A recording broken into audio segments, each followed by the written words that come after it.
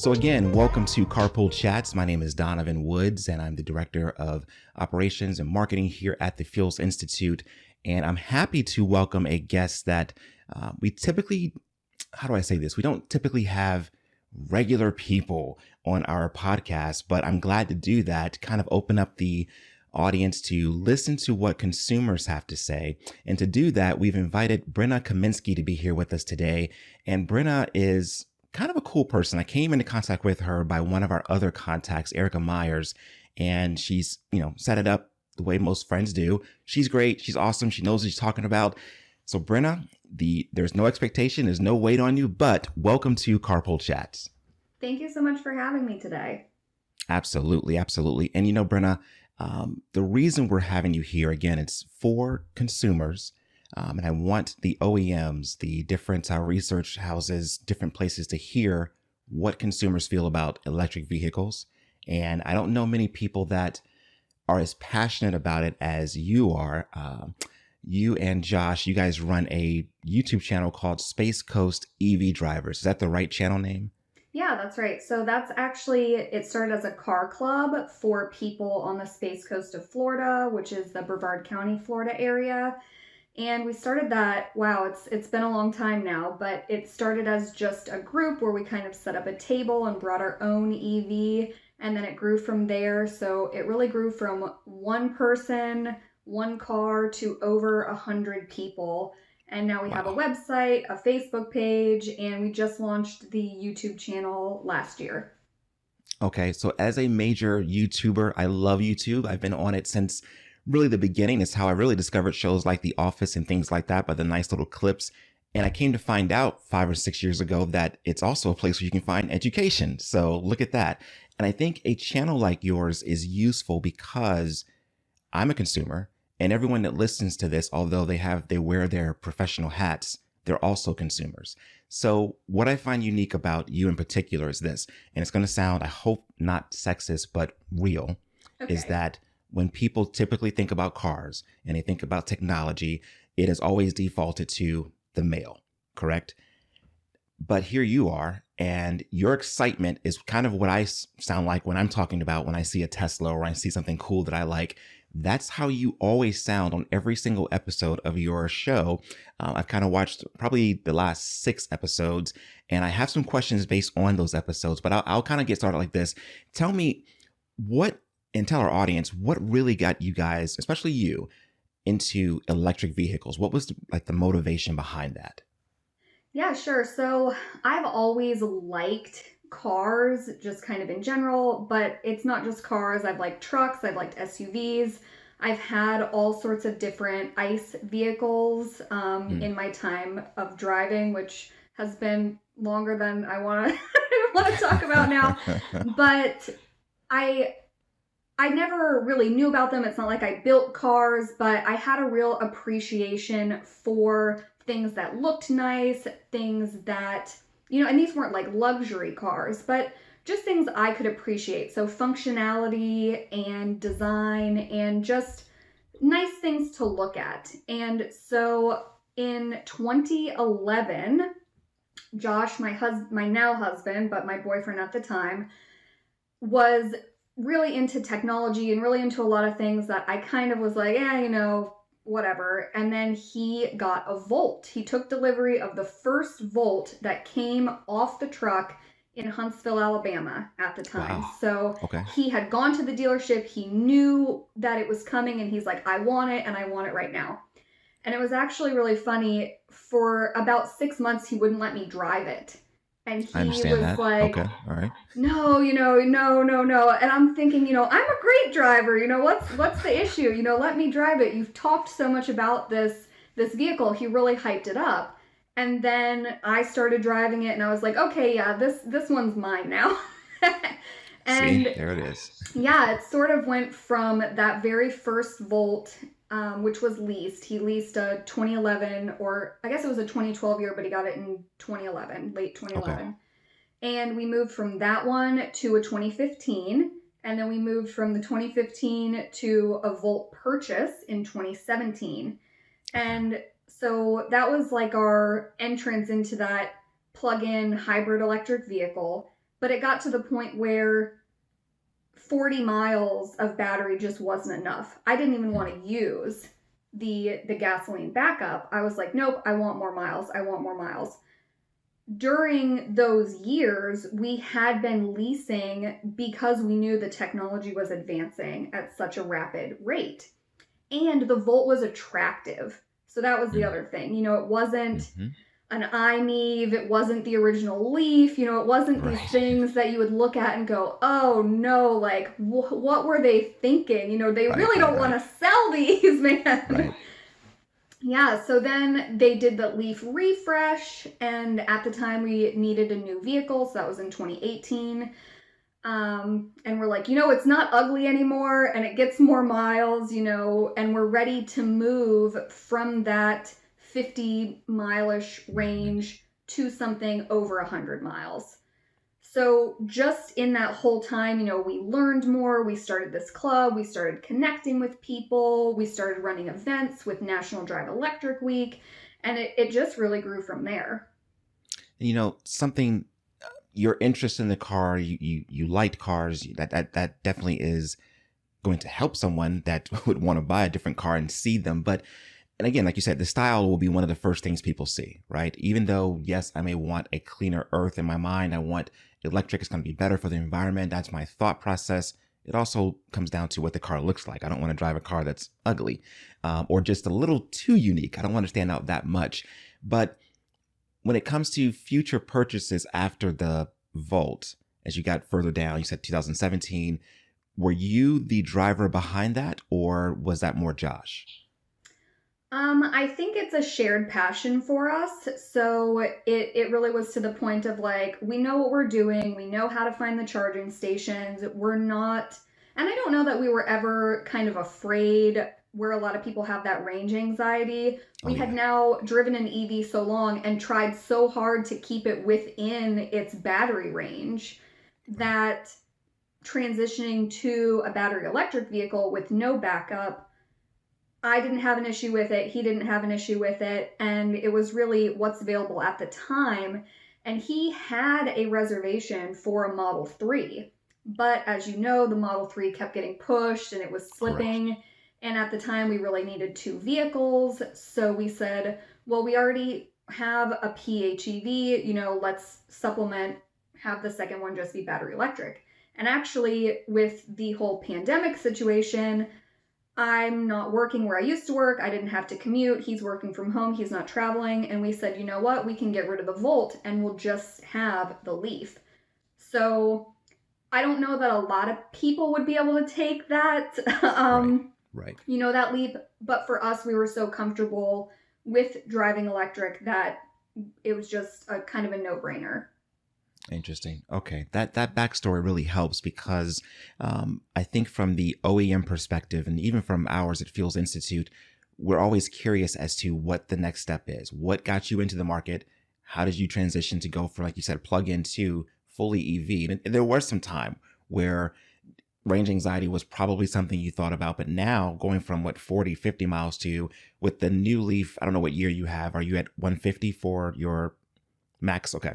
So, I mean, that's a lot for most people. We don't think of it as a lot because as gas drivers, we typically just think of it's got to be full. It's got to be 300, 400 miles. No one drives that much, most of us, with our weekly commutes and things we do.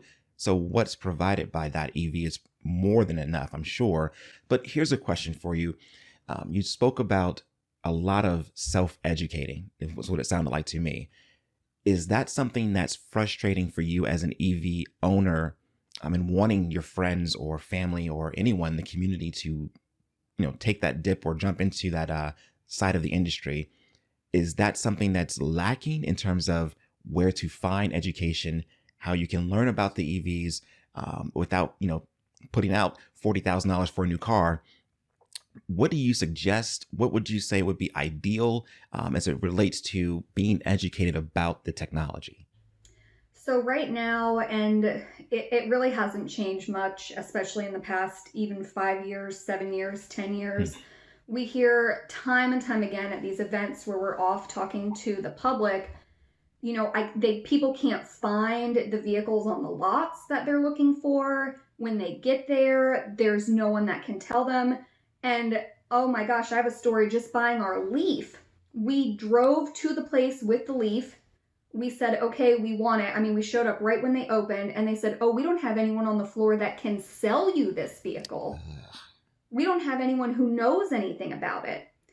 And so it got to the point where, like, I'm not waiting. I'm here. I'm ready to buy this vehicle right now. And you're telling me you don't have a single person who can sell this to me? I mean, that's insane. So at least, you know, we knew what we wanted. We knew what we needed. And we had that education. And I basically said, look, I know more about this car than apparently anybody in this whole dealership. I don't need anybody to educate me on the vehicle. I just want somebody to sell me the car. Who wants to sell the car? And I literally shouted this in a Nissan sales floor. I said, who wants to sell me this car right now? And one guy was like, I mean, I guess if someone's buying a car. So, right.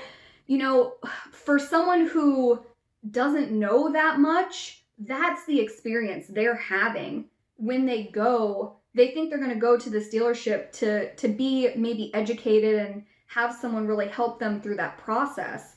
And that's not happening. You know, that's Sierra Club and I think Plug in America and all these organizations show that time and time again, they send in these secret shoppers and it's just not changing, you know? So that's where a channel like our channel and a club like our club is needed and comes into the whole EV sort of ecosystem, because people are calling us up and saying, hey, you know, do you have anybody that has this model, you know, in your group? I want to see one in person. You know, I live in Florida, but they're only selling them in Virginia or California, but that's the vehicle that I want. And so the community that we have built has been really helpful for people that had something in mind, but wanted to talk to an owner. They didn't want to talk to a salesperson who either didn't really have the background on that vehicle or who in some cases might try to lead them in a different direction. So that's really kind of how that works. And when you say different direction, you're saying, and I know, but I just want to be clarified for our audience, you come in to buy that Leaf or whatever that specific EV is, and you're kind of pushed to, well, you know what, you're probably, even if it's cheaper or more expensive, just a different vehicle altogether. That's going to be an ICE, internal combustion engine. Okay. All right. So part of that problem is that the salespeople have been selling those vehicles for so long that that's what they're comfortable with. And they don't want to, you know, people don't want to feel dumb. So they don't want to feel like, you know, I'm the face of this company right now. I'm the client interaction. And they don't want to feel like I don't have anything to say because I don't know. And, you know, that's an education problem at that dealership level. And I've heard that that is the case. There's just not as, the incentives aren't there for them to sell it. So if you're a salesperson, maybe, you know, I'm keeping Tesla out of that equation because it's a whole different type of purchase model.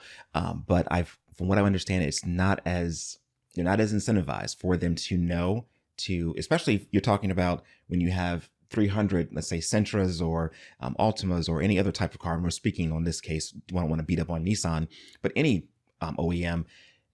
For the salesperson, it's like, do I spend my time learning about this 2 or 3 models we have, or the 50 to 100 models that we have on the, you know, that people are going to come by? I get that.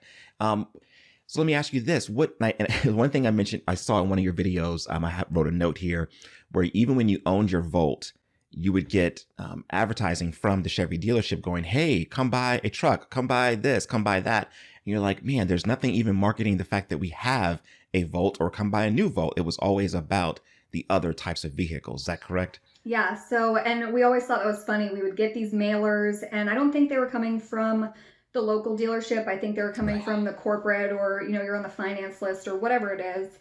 And it would always be like, yeah, trade in your, you know, enter in here 2017 Volt for whatever. And we'd always open this pamphlet and we'd look, is the Bolt getting shown? Is the Volt getting shown? Is something getting shown? And it never was. And it's like, at some point you're just like, gosh, you know, are these people, they're just really not trying.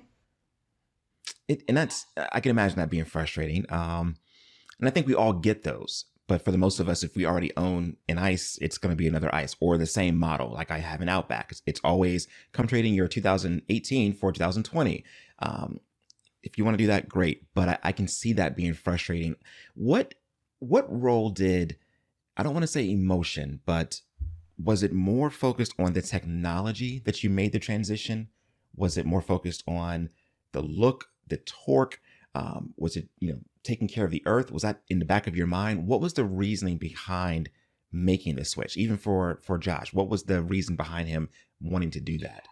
Yeah, I think in the beginning for Josh, it was the technology, the newness factor, the cool factor. And then like sort of the environmental factor. He had a Prius previously to that. So it was like, oh, well, this is kind of the next step in that environmental hybrid electric, so he was already, I don't want to say familiar with it, but semi-familiar with it. Got it.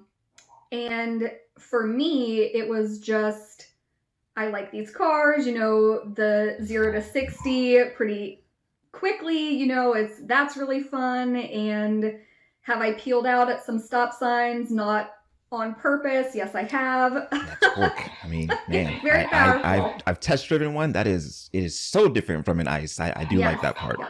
And then the environmental aspect for me is very important. So especially being from Florida, being from the coast, having years of government saying, oh, we're going to drill off the coast and all of those kind of things that factor into it. And it's like with oil, it was sub $100 a barrel. The global outlook was not looking good on this. So it's like, why would we drill more? Why would we put in these pipelines? Why would we do this when the transition is here? You can only keep something down for so long, I think, before people realize, hey, even if I don't care about the environment, I'm saving money maintenance-wise. I'm saving time. I'm plugging this in at my house. I don't have to go to a gas station. So I think there's a lot of benefits and a lot of different reasons consumers end up saying, oh, well, a plug-in vehicle is for me. Okay. All right. That because a lot of the research we do, we find that people walk into a dealership. Here's a couple things I want to say, and I find interesting. You are very educated on vehicles, so you're going to probably understand what I mean by this. When I purchased my car 2 years ago, and all the cars I've purchased before that, I knew everything about them before I walked in, and I've admired them for years prior to even buying them. I know every OEM out there, why I like certain ones, why I don't. So I walked in. It's pretty much I've done everything I can online. Just give me the car. And I've learned that you people like yourself, your husband, myself, we are the minority. Most people do walk into a dealership and go, help me out. Show me what you got. And that to me is terrifying, but people do it. So let's just say in a magical place, you could take all the information you've gathered from the Space Coast EV drivers, your events you've done, from the questions you get on your YouTube page and your Facebook page. What would you say would be a suggestion to OEMs or anyone on that side of the industry when it comes to educating consumers way in advance, like people like you and I like to read about, besides just it's an EV? What are the types of things you would want to see? Yeah, so I actually wrote and published 2 little self articles kind of about this on my LinkedIn page. But one of them was having dealerships partner with these grassroots educators that have been educating in this space. Because there's not just me, there's a ton of people out there who are passionate about EVs and want to help consumers, because there's clearly that divide of people walking in going, I have no idea what I want, come help me. And then the people who they're looking towards to be an expert cannot answer the questions.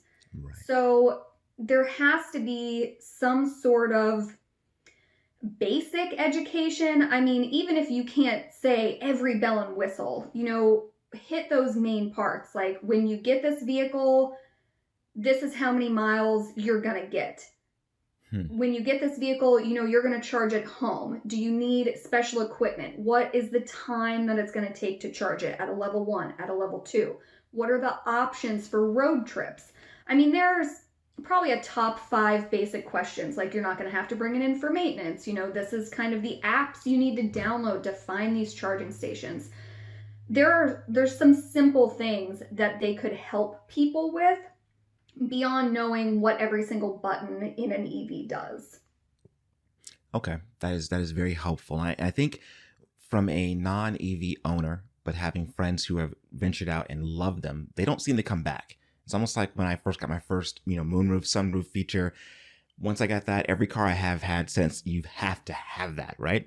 So who would you say is responsible for that type of education? Because I feel like once people know, it at least gives them an option. Because right now we talk about EVs, it is the shiny object in marketing, in everything we do on our side.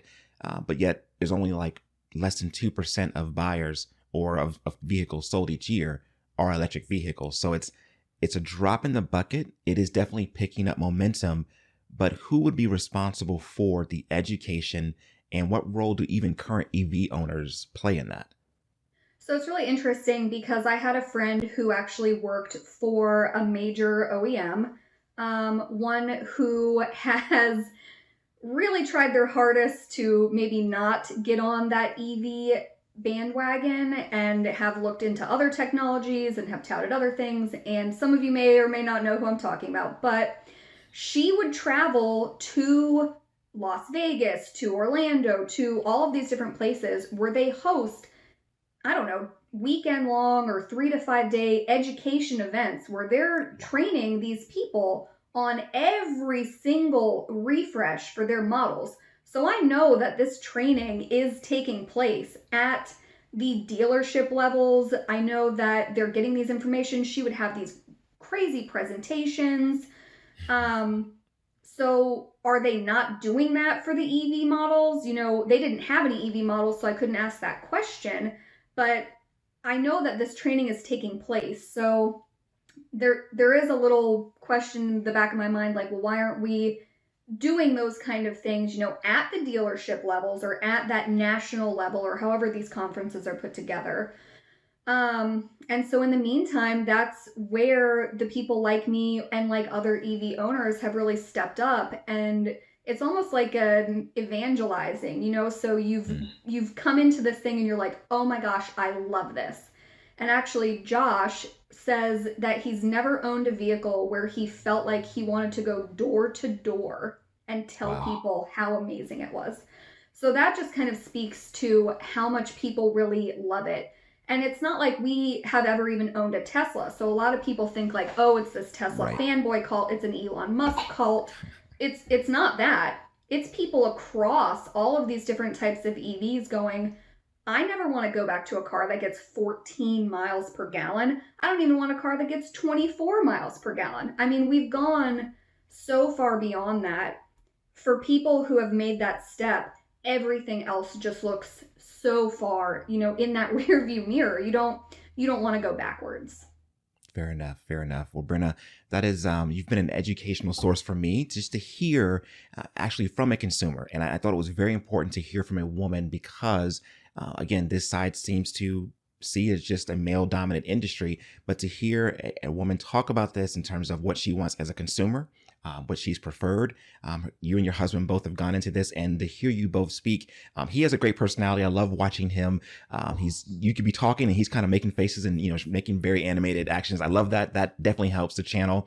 And again, what was the name of that channel and any other of the places that they can reach you?